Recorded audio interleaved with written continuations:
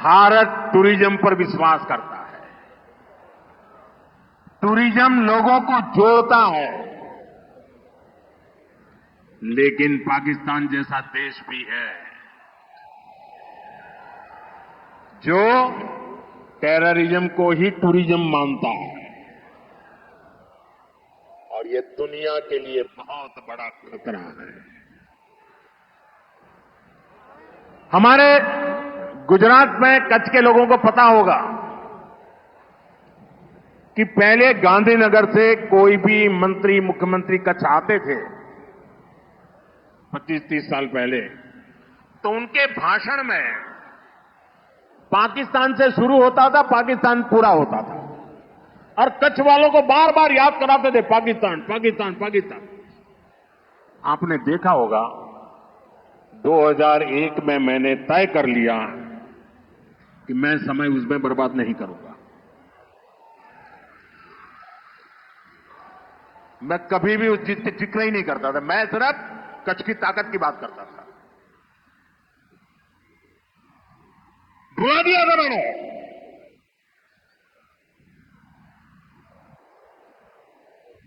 और कच्छ के लोगों ने पूरे सामर्थ्य के साथ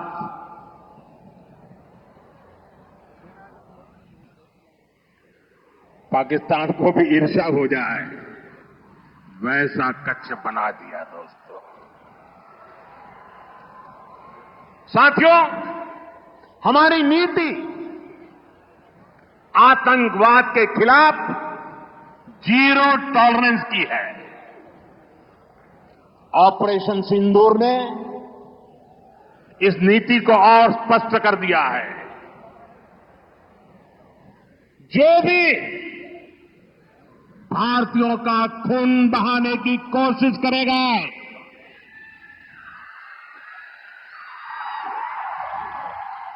उसको उसकी भाषा में ही जवाब दिया जाएगा। भारत पर आंख उठाने वाले किसी भी कीमत पर बख्शे नहीं जाएंगे। साथियों, ऑपरेशन सिंदूर मानवता की रक्षा और आतंकवाद के अंत का मिशन है।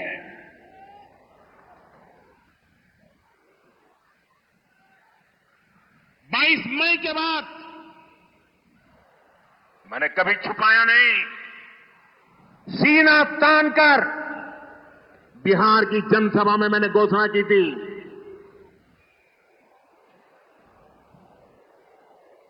मैं आतंकवाद के ठिकानों को मिट्टी में मिला दूंगा।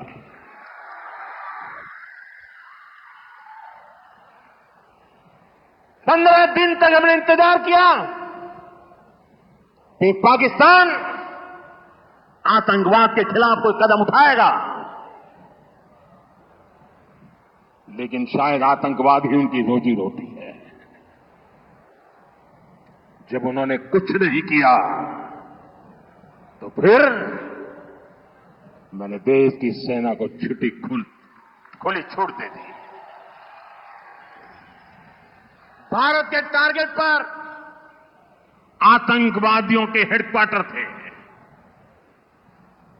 सैकड़ों किलोमीटर अंदर जाकर के अगल बगल में किसी का भी नुकसान हुए बिना सीधी चोट करके आ गए। सटीक वार किया। ये दिखाता है कि हमारी सेना कितनी सक्षम और कितनी अनुशासित है। हमने दुनिया को दिखाया कि हम आतंकवाद के अड्डों को, उनके ठिकानों को यहां बैठे बैठे मिट्टी में मिला सकते हैं। साथियों, भारत की कार्रवाई से पाकिस्तान कैसे बौखला गया, यह भी हमने देखा है। 9 तारीख रात को हमारी कच्छ की सीमा पर भी ड्रोन आए। उनको लगता था कि मोदी गुजरात का है तो जरा गुजरात में कमाल कर हुए मालूम नहीं है। जरा 71 को याद कीजिए कि जो वीरांगना यहां आई थी ना, उन्होंने तुम्हें धूल चटा दी थी। ये माताएं बहने उस समय 72 घंटे में रनवे तैयार कर दिया और हमने हमले फिर से चालू कर दिए थे। और आज मेरा सौभाग्य है कि 71 की लड़ाई की उस वीरांगना माताओं ने आकर के मुझे आशीर्वाद दिए हैं। इतना ही नहीं, सिंदूर के वृक्ष का पौधा भी दिया है। माताएं बहने, आपका दिया हुआ ये पौधा अब पीएम हाउस में लगेगा। ये सिंदूर का पौधा है, ये वट वृक्ष बन करके रहेगा। साथियों, पाकिस्तान ने हमने तो आतंकवादियों के ठिकानों पर हमला किया था। उन्होंने हमारे निर्दोष नागरिकों पर हमला करने की कोशिश की और जब उनके ड्रोन दिखने लगे तो पलक झपकते ही एक के बाद एक आपने देखा कैसे गिरते थे। और तब भारत ने भी उनकी सेना पर 2 गुनी ताकत से हमला किया। भारत ने जिस सटीकता से पाकिस्तान के एयरबेस को, उनके सैनिक ठिकानों को तबाह कर दिया, उससे दुनिया हैरान हो गई। जैसा मैंने कहा, आपने तो 71 की लड़ाई देखी है। इस बार पूरा पाकिस्तान कांप रहा था दोस्तों, कांप रहा था। और 71 में वो सोचते थे कि हमने भूज के एयरबेस पर हमला किया था, और उसमें हमारी बहनों ने कमाल करके दिखा दिया था, बहादुरी की मिसाल दिखाई थी। और साथियों, पाकिस्तान के हमले का जवाब हमने इतनी ताकत से दिया कि उनके सारे एयरबेस आज भी आईसीयू में पड़े हैं, आज भी आईसीयू में पड़े हैं। और तब जाकर के पाकिस्तान शरणागति के लिए मजबूर हो गया। पाकिस्तान को लगा आप बच नहीं सकते। भारत ने रौद्र रूप दिखा दिया है और आखिरकार ये हमारी सेना का पराक्रम था, ये हमारी सेना का साहस था, ये हमारी सेना का सटीक ऑपरेशन था।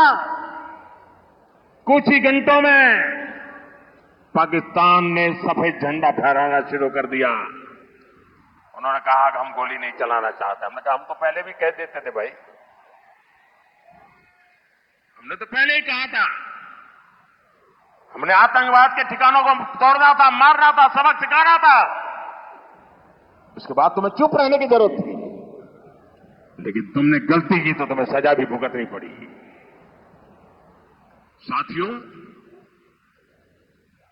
भारत की लड़ाई सीमा पार पल रहे आतंकवाद से, जो आज इस आतंकवाद को पाल पोस रहा है, उससे हमारी दुश्मनी है।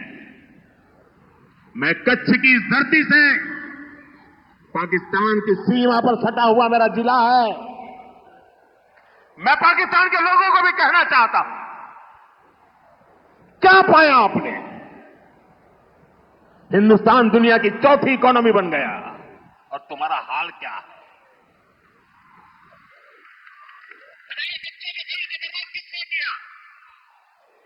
तुम्हें दर भटकने के लिए मजबूर किसने किया? आतंकवाद के आकाओं ने, वहां की सेना का अपना एजेंडा, पाकिस्तान के नागरिकों, खास करके वहां के बच्चे, ये मोदी की बात कान खोल करके सुन लो। ये आपकी सरकार और आपकी सेना आतंकवाद को समर्थन दे रही है। आतंकवाद पाकिस्तान की सेना और सरकार के लिए पैसा कमाने का जरिया बन गया है। पाकिस्तान के युवकों को तय करना होगा, पाकिस्तान के बच्चों को तय करना होगा, क्या यह रास्ता उनके लिए ठीक है? क्या उनका भला हो रहा है? सत्ता के लिए जो एक खेल खेले जा रहे हैं, क्या उससे पाकिस्तान के बच्चों की जिंदगी बनेगी? मैं पाकिस्तान के बच्चों को कहना चाहता हूं, ये आपके हुक्मनारा, ये आपकी सेना आतंकवाद के साए में पड़ रही है। वो आपके जीवन में खतरे पैदा कर रही है, आपके भविष्य को नष्ट कर रही है, आपको अंधेरे में धकेल रही है। पाकिस्तान को आतंक की बीमारी से मुक्त करने के लिए पाकिस्तान के अवाम को आगे आना होगा, पाकिस्तान के नौजवानों को आगे आना होगा। सुख चैन की जिंदगी जियो, रोटी खाओ, वरना मेरी गोली तो है ही।